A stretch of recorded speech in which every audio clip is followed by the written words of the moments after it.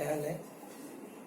चलिए, मैंने आपसे कहा था ना कि हम शुरू करेंगे सेंटेंस से, बेसिक क्लासेस से। तो लीजिए, आज हमारी बेसिक क्लास स्टार्ट हो गई है। देखिए स्टूडेंट्स, कभी भी हम इंग्लिश समझते हैं तो उससे पहले हमें ज़रूरी है कि कोई भी ग्रामर का टॉपिक समझने से पहले हमें सेंटेंस मेकिंग की हमारे लिए पहचान आवश्यक है। ये ज़रूरत है, ये ज़रूरी भी है कि हम लोग ये समझें कि सेंटेंस बनाए कैसे जाते हैं, होते कैसे सेंटेंस हैं, इसके टाइप क्या है। तो चलिए शुरू करते हैं। देखिए, आप देख रहे होंगे बोर्ड के ऊपर, ये मेरे पास मार्कर है, पॉइंटर है एक्चुअली। मैं इसको पॉइंट करता चलूँगा, आप नोट करते चलेंगे। सेंटेंस, सेंटेंस है क्या? डेफिनेशन देखिए, कहता है a group of word which makes complete sense. Repeat कर रहा हूँ, sentence is a group of words which make complete sense. Complete sense means कि कोई भी एक ऐसा शब्दों का समूह, ऐसा शब्दों का समूह जो पूरी तरह से उसकी समझ आपको देता हो।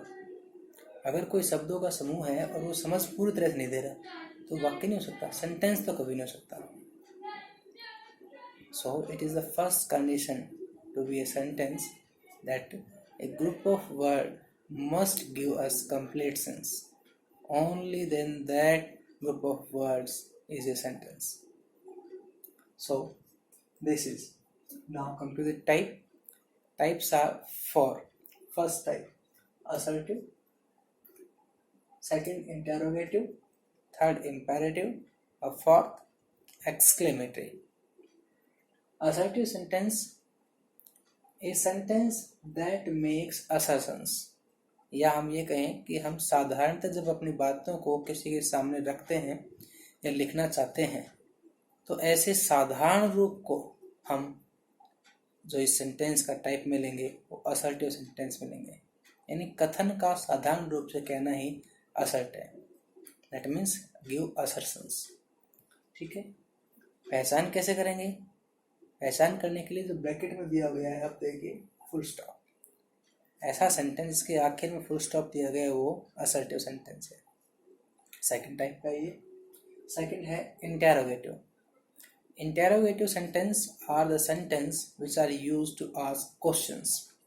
Questions means when you want to ask something about anything, you want to obtain information, you have to make questions, and this question is a type of second sentence, and that is interrogatory sentence. It always starts with, keep it mind, interrogative sentence always starts with a helping verb or a WH word and ends with a question mark. Okay, समझ गई बात? कि यदि अगर कोई भी वाक्य है जिसकी शुरुआत किसी हेल्पिंग वर्ब से या WH वर्ड समझ रहे हैं, हु, हुज, हुम, व्हाई, व्हेन, वेयर, इस तरह के शब्द, अगर इन शब्दों से शुरुआत हो रही है और पीछे दिया गया आपके पीछे क्वेश्चन मार्क, आपके पीछे क्वेश्चन मार्क दिया गया, तो ही वो वाक्य कैसा मिलेगा आपको? इंटेरोगेटिव। याद रखिए बच्चों, सेंटेंस हेल्पिंग वर्ब से स्टार्ट हो चाहे ना हो, सेंटेंस किसी WH वर्ड से स्टार्ट हो या ना हो, लेकिन इसके पीछे जब तक आप क्वेश्चन मार्क नहीं लगाएंगे तब तक वो वाक्य आपका इंटेरोगेटिव नहीं होगा। याद कीजिए, अगर आपने कभी नरेशंस पढ़ी होंगी तो उसमें देखा होगा कि हम हर एक इंटेरोगेटिव सेंटेंस उसको चेंज करते हैं, और चेंज करके क्या करते हैं, उसे असर्टिव सेंटेंस बनाते हैं। लेकिन वो सेंटेंस में याद रखेंगे, देखेंगे आप तो WH वर्ड उनमें आगे आता है लेकिन पीछे फुल स्टॉप लगाते हैं, इसलिए वो एक असर्टिव सेंटेंस बन जाता है। क्या फ़र्क हुआ? इतना सा फ़र्क हुआ कि यहाँ WH वर्ड क्वेश्चन को आने के लिए यूज़ किया गया है और वहाँ वही WH वर्ड एक कंजंक्शन के रूप में प्रयोग कर कर यूज़ किया गया है। तो याद रखिए कि हेल्पिंग वर्ब या WH वर्ड से स्टार्ट होता हो और आखिर में उसमें दिया गया हो क्वेश्चन मार्क, तो ही वो वाक्य कोई इंटेरोगेटिव सेंटेंस कहलाएगा। तीसरे पाइए, third type is imperative. Imperative का मतलब होता है आदेश देना, कहना किसी को। ये जो सेंटेंस है, इम्पेरेटिव सेंटेंस आर दो sentence which are used to give commands, यहाँ लिखा है मैंने साइड में, gives orders, request और commands.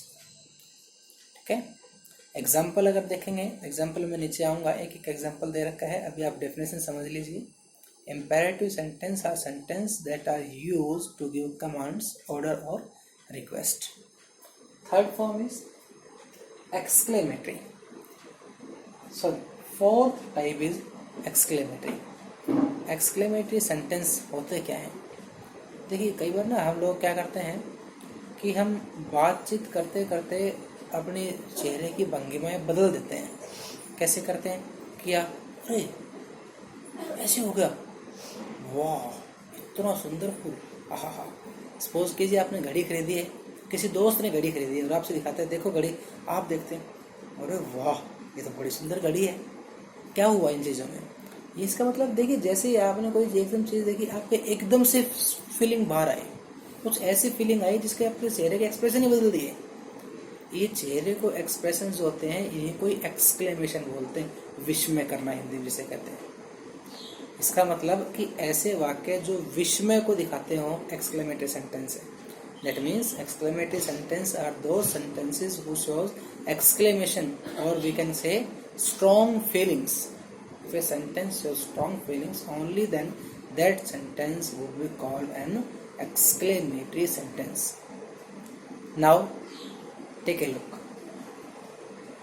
Sentence में ब्रैकेट में मैंने एक मार्क लगाया है. This is exclamatory mark. Exclamatory sentence को दो तरीके से बनाया जाता है. एक वो जिसके आखिर में एक्सक्लेमेटरी लगता है, एक वो है जो इंटरजेक्शन से बनाए जाते हैं. देखिए, वैसे डिटेल में इस चीज़ को पढ़ाऊंगा तब जब आपको पार्ट ऑफ स्पीच पढ़ाऊंगा. जब अगली क्लास जब पार्ट ऑफ स्पीच की हम लेंगे कभी, उसमें इन चीज़ों को बताऊंगा कि कैसे एक्सक्लेमेटरी सेंटेंस को बनाया जाता है, टाइप है दोनों का क्या यूज़ है, कैसे हम इस मार्क को, एक्सक्लेमेटरी मार्क को कहाँ लगाते हैं, वो बाद में डिस्कस करेंगे अगली क्लासेस में. अभी सिर्फ इतना है कि एक्सक्लेमेटरी सेंटेंस वो सेंटेंस है जो हमें स्ट्रॉन्ग फीलिंग्स दिखाता है. स्ट्रॉन्ग फीलिंग का मतलब सडन, एकदम से जो निकल के आए बाहर, उनको कहते हैं. अब एग्जाम्पल पे आ जाइए. एग्जाम्पल में देखिए, असर्टिव सेंटेंस का मैंने लिखा है ऊपर. असर्टिव सेंटेंस अगर एग्जाम्पल देखें, डेफिनेशन क्या थी कि ऐसे सेंटेंस जो असर्शंस दें, यानी साधारण रूप की बात को असर्टिव सेंटेंस कहा गया है. एग्जाम्पल क्या है? Ram is a good boy. साधारण बात कह रहे हैं कि राम एक अच्छा लड़का है. इसमें कहीं भी इसने कहीं कोई क्वेश्चन नहीं किया, कोई स्ट्रॉन्ग फीलिंग नहीं दिखाई, ना कोई आदेश दिया. जब ये चीज़ें नहीं दिखाई, साधारण रूप से अपनी बात कही है, तो ये वाक्य कैसे हुए? बिल्कुल आसानी से कहे जाने वाले, यानी इनको असर्टिव सेंटेंस कहेंगे. सेकंड टाइप का एग्जांपल देखिए. सेकंड था इंटेरोगेटिव सेंटेंस. क्या है? मेक क्वेश्चंस, यानी प्रश्नों को बनाता है. जब हम किसी से पूछते हैं किसी चीज़ के बारे में, तो हम ऐसे वाक्यों का प्रयोग करते हैं. ये सेंटेंस इंटेरोगेटिव सेंटेंस कहलाते हैं. जैसे कि वेयर डू यू लिव, कहाँ रहते हैं आप रहते कहाँ हैं. हमने पूछ लिया किसी से, भाई आप कहाँ रहते हैं. ये कहाँ रहते की ये जो बात है, हमने पीछे क्वेश्चन किया है. कहाँ जो शब्द है, इससे पता लग रहा है कि हम क्वेश्चन कर रहे हैं, इसलिए वाक्य कैसा हुआ? Interrogative sentence. तीसरा है इम्पेरेटिव. Don't go. देखिए, दो एग्जाम्पल मैंने यहाँ लिखे हैं स्लैश करके. एक लिखा है डोंट गो फास्ट और लिखा है गो स्लो. दोनों ही इम्पेरेटिव हैं. आप ये ना समझें कि भाई आगे लिख के मैंने उसका दोबारा उसका कोई पूर्ति की है या उसको एग्जाम्पल कुछ आगे बढ़ा है, ऐसा नहीं है. बस पर इतना है कि एक नेगेटिव कमांड है, एक पॉजिटिव कमांड है. डोंट कहने से हमने निषेध कर दिया, रोक दिया, तेज मत जाओ. ठीक है. दूसरे ने कहा भाई आराम से जाओ, कोई दिक्कत नहीं. याद रखना, जब ऐसे सेंटेंस आपके सामने आते हैं तो उनमें सब्जेक्ट की प्रधानता नहीं होती, सब्जेक्ट का जोर ही नहीं होता. किसने कहा, इस बात पर जोर ही नहीं है. जोर होता है इस बात पर कहा क्या गया है. जो कहा गया है उस पर ध्यान होता है. इसलिए सिर्फ कमांड जो दी जाती है ना, उन्हीं में यूज होते हैं. इसलिए सेंटेंस इम्पेरेटिव सेंटेंस कहलाते हैं. अगला ये एक्सक्लेमेटरी सेंटेंस. मैंने बताया कि वाक्य के आखिर में एक्सक्लेमेटरी मार्क लगाया जाता है. ये देखिए, ये लगा हुआ है. एग्जाम्पल है what a beautiful rose. What a beautiful rose.